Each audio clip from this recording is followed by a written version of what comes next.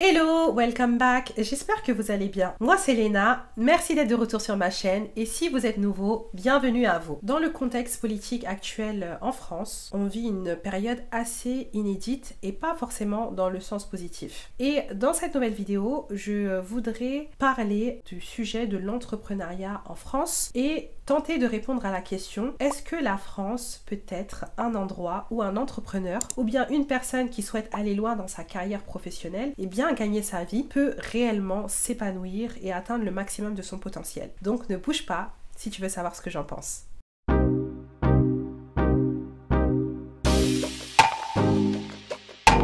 Comme tout le monde doit le savoir, comme tout le monde doit le constater, on est dans une période où il se passe énormément de choses dans la société française. Et pas que, hein. Globalement, je pense qu'il y a beaucoup de choses qui se passent. Et j'ai la sensation que les cartes sont réellement en train d'être redistribuées en politique et en société, plus globalement. Et il y a plein de narratifs qui sont remis en question par les nouvelles générations. Aujourd'hui, les générations qui travaillent sont soit les millennials, soit les générations Z, qui sont complètement différentes, qui ont une mentalité différente. Sans compter qu'après la crise sanitaire, il y a énormément de choses aussi qui ont évolué, qui ont changé, notamment le fait de ne plus vraiment ressentir des barrières géographiques. Et comme mon contenu est orienté business, entrepreneuriat, sur l'empowerment financier globalement, je vais pas parler de politique parce que c'est pas mon sujet, mais l'idée était d'analyser un peu ce qui se passe dans la société française sous cette loupe-là. Et j'observe, et même dans mon entourage proche et mon réseau professionnel, qu'il y a de plus en plus de gens et qu'il y a beaucoup de gens qui ont soit quitté la France récemment ou qui sont en train de quitter la France ou qui prévoient dans les mois ou dans les années à venir de quitter la France pour voir autre chose. Ça peut être un plan long terme, un plan court terme ou même un plan définitif, mais il y en a de plus en plus. Quelquefois c'est pour aller dans des pays limitrophes, quelquefois c'est pour aller carrément sur un autre continent, mais je vois qu'il y a cette envie qui se développe de plus en plus et le but de cette vidéo est d'essayer d'analyser les raisons qui poussent les gens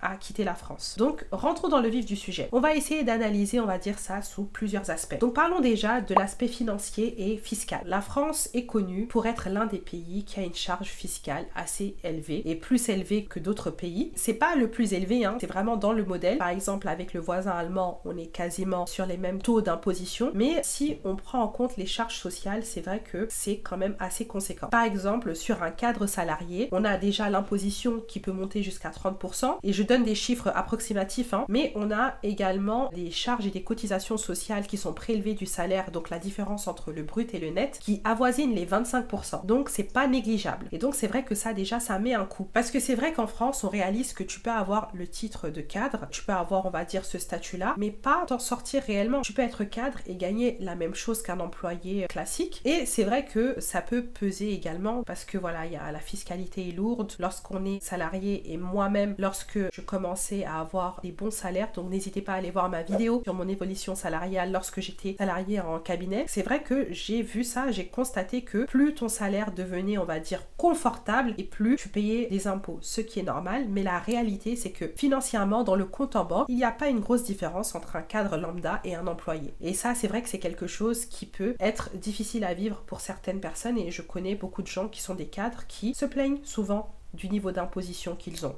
Mais la réalité, c'est que la majorité des gens sont OK pour payer leur impôt. Même si effectivement ça demande un sacrifice parce qu'ils savent que le système français est reposé sur la solidarité. Et personnellement, même quand j'étais dans le salariat et même aujourd'hui, je paye des impôts via ma société et même à titre individuel. À chaque fois donc je dois payer mes impôts, même si je vois que les montants peuvent être importants. Je pense toujours aux conditions d'études privilégiées dont j'ai bénéficié en tant qu'étudiante française et boursière. Et c'est quelque chose justement qui me permet vraiment de relativiser et limite ça me fait plaisir de savoir qu'aujourd'hui je peux me permettre de rendre à la société et de permettre potentiellement à d'autres étudiants de pouvoir bénéficier de ces conditions-là qui n'auraient pas été possibles si ce système n'était pas en place. Donc cette justice entre guillemets sociale est justifiée et limite je pense que voilà, les personnes qui vont quitter la France uniquement pour des raisons d'imposition sont vraiment minimes, mais il y a d'autres éléments qui viennent également et qui rentrent en compte. Donc je vais passer sur l'élément plus mindset, climat et mentalité. Et déjà je vous en ai parlé dans d'autres vidéos sur le rapport à l'argent en France, qu'il y a, on va dire, un rapport très particulier à l'argent en France et que c'est vrai que dans la société française, il y a les messages qui peuvent être véhiculés dans certains médias, on peut avoir la sensation qu'il y a une certaine aigreur vis-à-vis du confort financier. Effectivement, c'est compliqué lorsque dans une société on a des personnes qui s'en sortent mal, qui ont du mal à joindre les deux bouts, mais c'est une réalité et c'est quelque chose qui existe dans toutes les sociétés dans le monde. Même dans les pays dans lesquels on a un niveau de vie qui est supérieur, on aura toujours des personnes qui s'en sortent moins bien et qui sont victimes de leurs conditions sociales et de la reproduction sociale. Mais dans d'autres sociétés comme la société américaine qui est quand même dans un autre extrême, ou dans d'autres sociétés anglophones, dans d'autres pays généralement anglophones, on a un rapport qui est beaucoup plus apaisé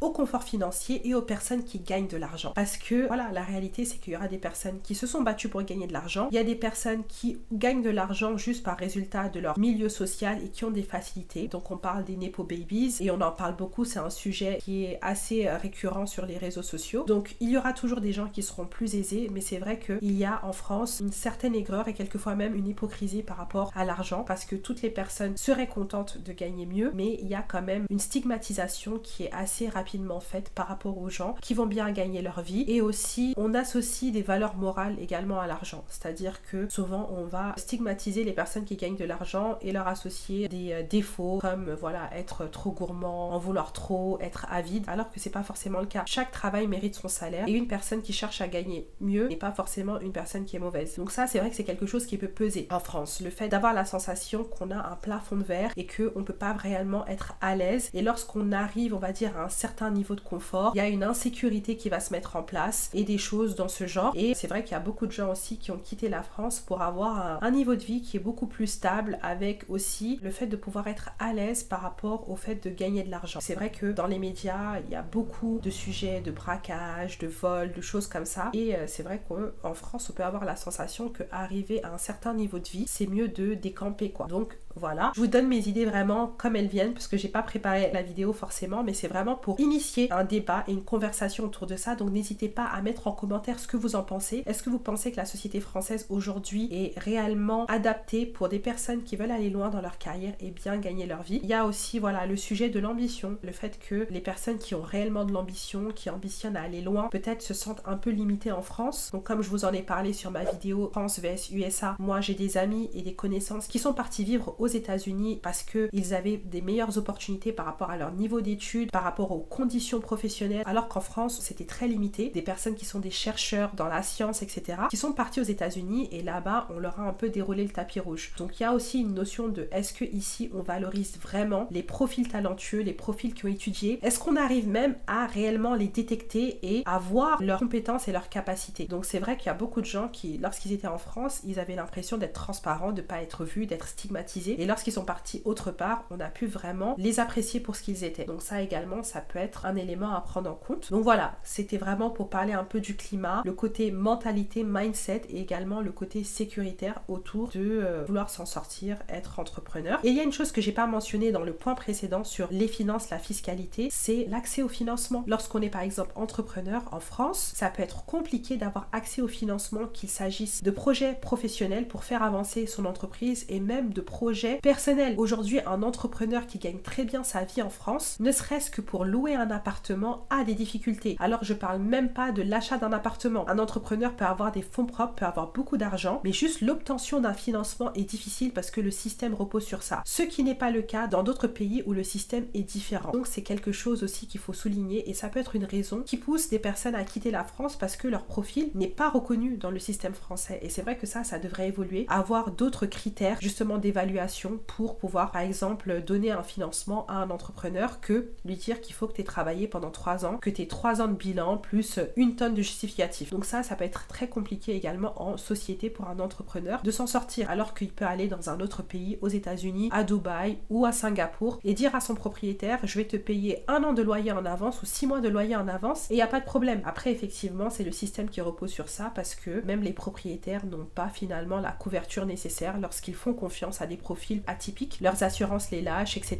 Donc c'est tout le système qui est fait autour du salariat classique, quoi. Donc voilà, pour finir la vidéo, je vais partager un peu mon avis et les perspectives d'avenir. Donc moi, en ce qui me concerne, j'ai très tôt été tournée vers l'étranger parce que j'ai fait des études internationales. C'est même drôle que je sois toujours en France, mais comme quoi on a nos projets et on a finalement notre destinée. J'ai démarré mon aventure entrepreneuriale en France. Je suis contente de l'évolution des choses et la réalité, c'est qu'il faut vraiment creuser, aller chercher l'information, même en matière de comptabilité, de fiscalité, il faut vraiment se renseigner, mais il y a des moyens. Il y a des moyens de faire avancer son entreprise, il y a des moyens de gérer sa fiscalité, il y a des comptables, il y a des professionnels, mais c'est juste qu'il faut aller chercher l'information. Elle n'est pas comme ça disponible sur un plateau. Et c'est vrai que j'ai toujours été ouverte à aller par curiosité, pas par faute d'amour du système français, mais j'ai toujours été intéressée par les systèmes un peu anglophones, le côté American Dream, j'ai été un peu biberonnée de tout ça, le côté entertainment qui m'a toujours intéressée. Donc c'est vrai que moi j'avais même prévu de faire mes études et de partir à mes 18 ans à l'étranger. Et finalement je suis restée en France, j'ai pu avancer. Il y a des environnements, il y a des écosystèmes, il y a des entreprises qui ont également ce mindset et qui savent porter des talents, qui savent travailler avec des entrepreneurs et qui savent avancer. Donc du coup, franchement, moi je suis finalement bien ici. Je sais pas si je vais forcément rester en France et rester établie en France. Si j'ai des opportunités, et en plus c'est quelque chose qui fait partie de mon activité parce que comme vous le voyez sur cette chaîne, j'ai des activités autant en France qu'au Sénégal. Et demain, si je peux développer une activité en Amérique du Nord, c'est quelque chose qui m'intéresserait parce que c'est des territoires dans lesquels je vais souvent. Il y a des aspects que j'apprécie de ces territoires-là. Ils ont tous leurs défauts et leurs qualités, c'est important de le dire. Autant que la France a ses défauts et ses qualités, le Sénégal a ses défauts et ses qualités, et je le vois toujours dans l'entrepreneuriat, dans la gestion de ressources, dans la gestion de collaborateurs. Et aux États-Unis aussi, il y a des qualités et des inconvénients, mais je pense que le mindset à adopter, c'est vraiment un mindset d'essayer de faire du mieux qu'on peut avec ce qu'on a. Et à la fois, en fait, j'ai un discours qui est mesuré parce que je comprends des gens qui ont trimé, qui ont fait leur maximum pour s'en sortir en France et qui ont juste vu que ça fonctionnait pas et qui sont partis. Pour moi, il faut essayer, il faut tenter, ça fonctionne pas, il faut aller voir ailleurs. On peut pas forcer d'être accepté forcément. Il faut se dire qu'il y a des opportunités partout. Les opportunités ne se limitent pas en France. En France également, il y a des opportunités. Et moi, aujourd'hui, j'essaye d'exploiter au maximum les opportunités que j'ai. Mais c'est vrai qu'on n'est pas à l'abri demain, si on a des opportunités, des belles opportunités à l'étranger, d'y aller. Parce que ça peut être assez difficile au quotidien d'entendre des messages qui sont négatifs vis-à-vis d'une certaine population, vis-à-vis d'un certain type de profil. Ça peut être fatigant, ça peut être lassant de toujours devoir chercher à prouver sa valeur, de chercher à prouver son honnêteté, de chercher à prouver ses compétences et ses qualifications, et ça peut se comprendre. Donc c'est vrai qu'aujourd'hui on est dans un monde qui est assez décloisonné, et en France particulièrement, on constate une fuite des cerveaux de personnes qui partent vers l'Afrique, vers les Émirats, vers l'Amérique du Nord, vers l'Asie, et j'ai envie de dire, bah écoutez, allez là où vous êtes apprécié, et moi demain, si je me sentais limitée, j'irai également vers là où je suis appréciée. Donc voilà, c'était mon avis sur la question, et pour répondre à la question par oui ou non, est-ce que la France est un endroit qui est favorable pour l'épanouissement des entrepreneurs et qui puissent aller jusqu'au bout de leurs ambitions? Je dirais ça dépend. Donc je peux pas répondre oui ou non. De toute manière, ça, vous allez le voir, j'ai beaucoup de mal à répondre oui ou non parce que j'estime que c'est jamais tout noir, jamais tout blanc. We have shades of grey, voilà, des nuances de gris, et que c'est chacun par rapport à son expérience et son parcours. Donc il y a des éléments de vérité dans les témoignages de toute personne. On ne peut pas invalider les témoignages des gens et leur vérité, mais moi personnellement, par rapport à mon parcours, je ne peux pas dire que la France n'est pas favorable à l'épanouissement. Voilà, j'y ai fait mes études, j'ai eu mes premières opportunités, donc ça aura porté mon parcours quel que soit l'endroit où je finis et où je continue ma carrière. Donc ça c'est mon parcours personnel, mais c'est vrai que d'autres personnes ont pu avoir une image plutôt négative de la France. Mais en tout cas, moi je pense pas que le poids fiscal est le seul problème. Je pense que les personnes qui quittent la France aujourd'hui, c'est vraiment une accumulation de plein de choses. Donc c'est un peu le poids des mentalités, le climat social, mais c'est pas juste les impôts qui va causer aux gens de partir, à part une minorité de gens qui sont un peu plus avares. Oui, ça peut peser dans la balance, mais ce n'est pas la seule raison. Donc voilà, en tout cas n'hésitez pas à me dire ce que vous en pensez. Je pense que ce sujet peut vraiment susciter des conversations, des débats, donc n'hésitez pas à partager votre avis en commentaire. Je suis très curieuse de savoir ce que vous en pensez. En tout cas, c'était une vidéo un peu différente, moins structurée. Voilà, je cherchais pas forcément à faire thèse, antithèse et synthèse. Non, je vous ai donné un peu mes avis au fur et à mesure que ça me venait. En tout cas, n'hésitez pas à liker, à vous abonner, à activer la cloche de notification et à partager la vidéo si vous l'avez appréciée. Venez me suivre sur Instagram et on se dit à très bientôt pour une prochaine vidéo. Cheers!